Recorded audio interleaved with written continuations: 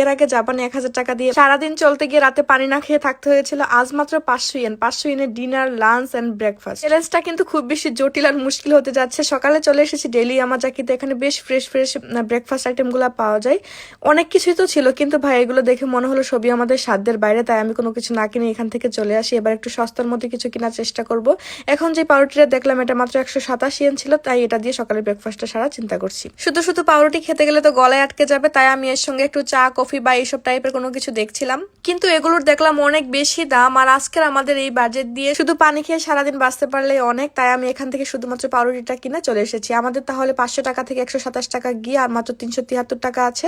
এবার একটু সস্তার মধ্যে পানি কেনার চেষ্টা করবো। সেখানে পানিরও অনেক বেশি দাম ছিল, এখানে দেখলাম মাত্র 63 টাকায় 2 লিটার করে পানি আছে। যেহেতু বাজেট খুবই কম, তাই আমি বড় একটা বোতল কিনে নিয়েছি। একটু কষ্ট তো করতেই হবে, আর এই বোতলটা যেহেতু ভারী ছিল তাই আমি একটা প্লাস্টিক ব্যাগও নিয়ে নিয়েছি। প্লাস্টিক ব্যাগ আর পানি মিলে হয়েছিল আমাদের 68 ইয়েন। তাহলে আমাদের কাছে আছে আর মাত্র 305 টাকা। 305 টাকা দিয়ে ডিনার এবং লাঞ্চ, অনেক বড় একটা চ্যালেঞ্জ। বাট সকালের পাউরুটি আর পানিটা দিয়ে কিন্তু ব্রেকফাস্ট আমাদের ভালোই গেল। এবার চলুন দুপুরে লাঞ্চের জন্য কিছু খোঁজা যাক। এখানে বিভিন্ন ধরনের বেন্তো বক্স থেকে শুরু করে সুশি সহ আরো অনেক কিছুই ছিল, কিন্তু আমাদের যা অবস্থা এগুলো সবই হচ্ছে আমাদের জন্য বিলাসিতা। অনিগিরির কথা ভাবছিলাম, কিন্তু একটা ভালো অনিগিরি খেতে গেলেও 200-300 টাকা লেগে যায়, তাই আমি আরো কম দামের মধ্যে অনিগিরি খোঁজার চেষ্টা করছিলাম। এখানে দেখলাম 105 টাকা করে অনেক ছোট ছোট টাইপের কিছু অনিগিরি বিক্রি করছিল। এগুলো 2-3টা খেলে কেমন হয়। টুনা মাছেরও আছে, আবার হচ্ছে সেমন মাছেরও আছে। বাঙালি হিসাবে একবেলা তো ভাত খেতেই হয়। এগুলোতে যেহেতু একটু ভাত আর মাছ দেওয়া আছে, ভাবছি এগুলো দুইটা নিয়ে নেই, একটা সেমন মাছের, একটা হচ্ছে টুনা মাছের। কিন্তু তারপর দেখলাম দুইটা যদি নেই, দুইটা 105 টাকা, 105 টাকা মিলে 210 টাকা হয়ে যাবে। তারপর ডিনারে 70-80 টাকা দিয়ে চলা আমার জন্য আরো বেশি কষ্ট হয়ে যাবে, তাই একটা আমি রেখে দেই।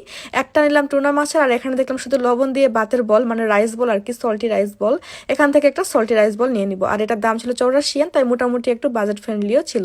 এই দুটা অনেকেরই মিলে আমাদের বিলিশটা ছিল 190 ইয়েন। তাহলে ডিনারের জন্য আছে আর মাত্র 115 ইয়েন। আজকের দুপুরে খাবারটা চলুন বাইরে বেঞ্চে বসেই খেয়ে নিই। বসে বসে লবণ দিয়ে ভাত খাচ্ছিলাম আর মনে মনে ডিনারের চিন্তা করছিলাম যে 115 টাকা দিয়ে আমি ডিনার কিভাবে সারবো। পানি যেহেতু একবারে 2 লিটারের একটা বোতল সারাদিনের জন্য কিনে নিয়েছি, তাই পানির চিন্তা আর করছি না। এখন রাত হয়ে গেছে, এবার চলুন আমরা ডিনারের সন্ধানে যাই। ভাবছিলাম রাতে সালাদ খাবো, ডায়েটও হবে আর আমার বাজেট দিয়ে কমপ্লিটও হয়ে যাবে, কিন্তু এখানে দেখলাম 116 টাকা করে প্যাকেট ছিল, তার মানে 1 টাকা কিন্তু শর্ট হয়ে যায়। তারপর আমি আরো কিছু খোঁজার চেষ্টা করছি। আচ্ছা, এর আগে বলেছিলাম রামেন কিন্তু একটু সস্তাতেই পাওয়া যায়, এবার চলুন একটু রামেন খুঁজে দেখি।